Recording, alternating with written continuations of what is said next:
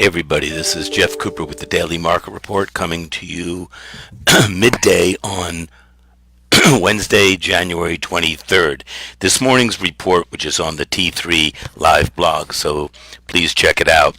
We stated that the market is suspect and shortable on an opening bounce. Up to around 2645 to 2650. This would play out on the bounce from the. Let's take a look at the daily here, and you'll see what I'm talking about.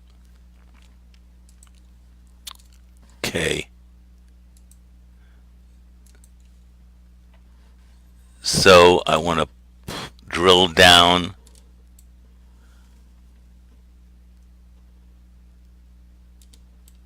Here we go. I think.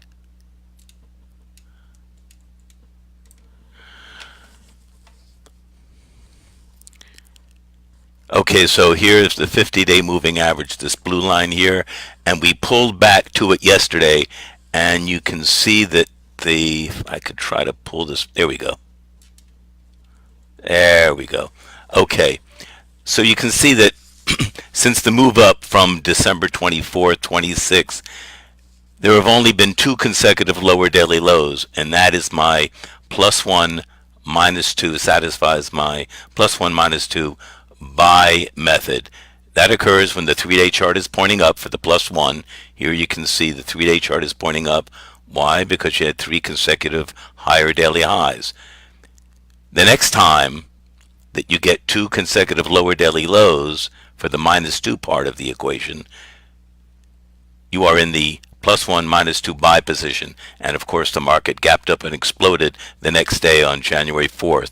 Subsequent to that, every turn down, you've had a couple of one-day turn downs here and even back here, and they all defined a low, with the S&P tailing up and closing nearer to the high of the day than the low. Here,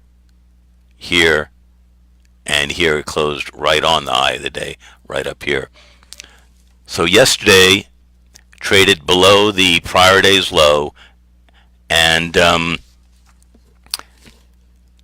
so the up opening was suspect, because with the market stretched like it was, with a push over the 50-day moving average and a push over a 50% retrace of this entire bear market decline from September, from 2941 on the S&P. My thinking was that an up opening into resistance at 2645 to 2650 was suspect, because it would have been very easy to get into this potential buy position, even on a bullish resolution of a short-term correction, by opening down, pulling the rubber band back, and then rallying. Instead, we had an up opening spike, which left the market suspect. So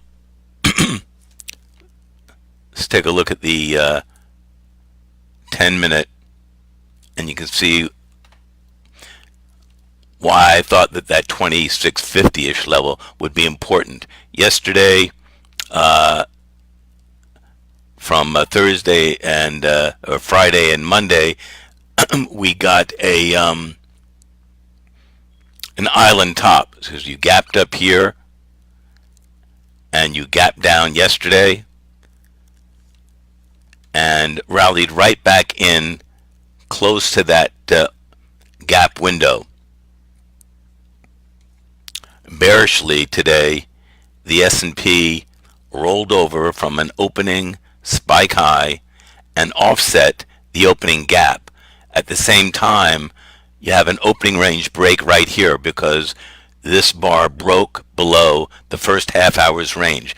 I define the opening range as the first half hour, or the first three 10-minute bars.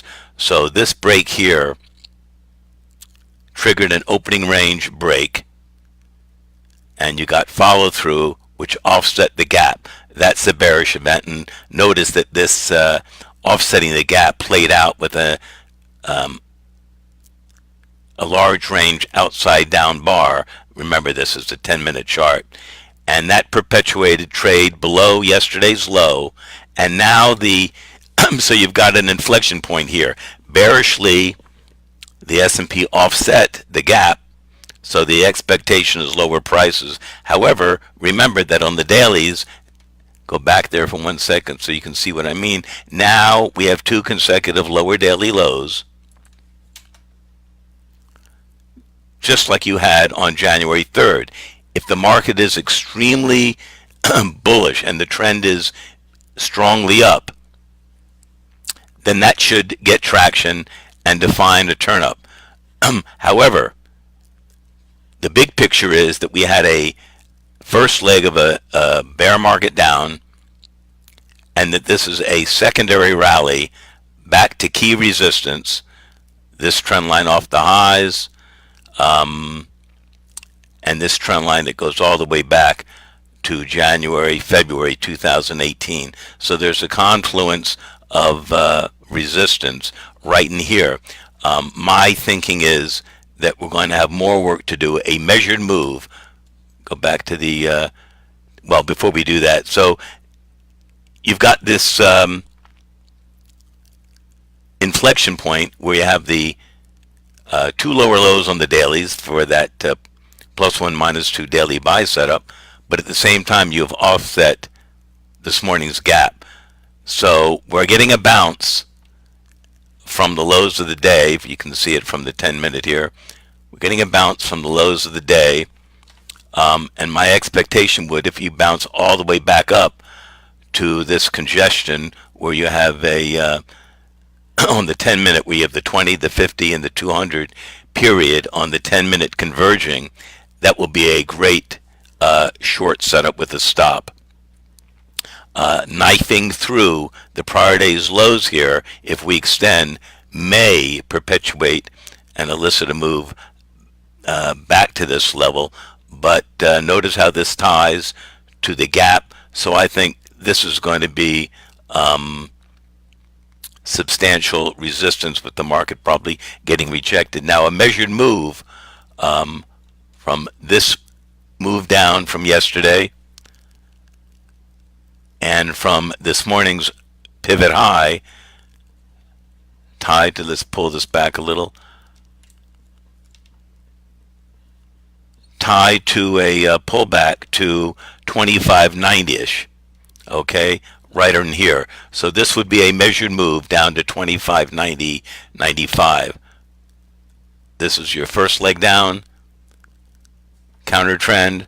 A second leg down gives you a measured move back to that level. Of course, looking at the hourlies, the potential is that you could pull all the way back to 25.10, 25.20. Why? 25.10 is a 50% retrace of this entire move, and notice the geometry, the symmetry involved. 25.20 ties to the first rally high off the bottom here in late December, and prior resistance should become new support, and the 50% retrace should hold. If it doesn't, that implies a swoon down to new lows potentially. In the bigger picture, if we're not going to get a plunge on from this secondary rally at this time, and I'll show you what I mean here on the dailies. So if this has completed a secondary rally, then there is a chance over the next couple of weeks that we get a plunge down to the lows. If we make a higher high anywhere in the 2500s, at least holding this 50% retrace, 25.10, 25.20, then a higher low could perpetuate a move all the way up to a minimum of 2,500, and theoretically all the way back to a new all-time high, to as high as 3,000, within the context of a bearish topping process. By that I mean that this may be just the first leg of a counter trend rally, an A wave, a B wave back that holds 50% and a higher low could perpetuate a C wave up, and that will be an imminently playable move. So this is going to be a big inflection point coming into the 1 year cycle from the big late January 2018 top and the volatility heart attack into the February 6th, February 9th bottom. So this ties to the action over the next 2 weeks, and that's going to tell us what plays out. Now there's a chance that we hold together here, get some traction, and hold together into late January and early February. And in that case, I would expect the roller coaster to begin again with big, intense up and down swings throughout February and March. Obviously, the last 3 months underscore the idea that fundamentals aren't moving the market, and that math is the music of the market.